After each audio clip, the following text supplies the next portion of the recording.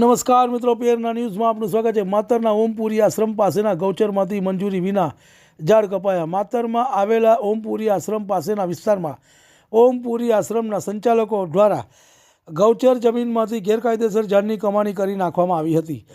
માતરમાં આવેલા ઓમપુરી આશ્રમ જાણીતો છે, જ્યાં આશ્રમ વર્ષ પહેલાં કલેક્ટર દ્વારા ગામની જમીન આશ્રમ બનાવવા માટે આપવામાં આવી હતી, જેમાં આ આશ્રમ પાસે આવેલ ગૌચર જમીનમાં મોટા પ્રમાણમાં ઝાડ ઉગ્યા હતા।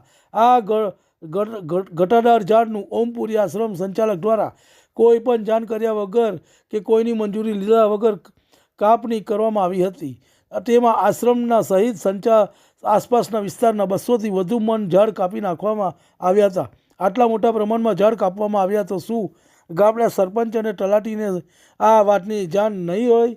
આજુબાજુના સ્થાનિકો દ્વારા જણાવવામાં આવે છે કે ત્યારે સરપંચ અને તલાટીના ધ્યાનમાં આવે છે।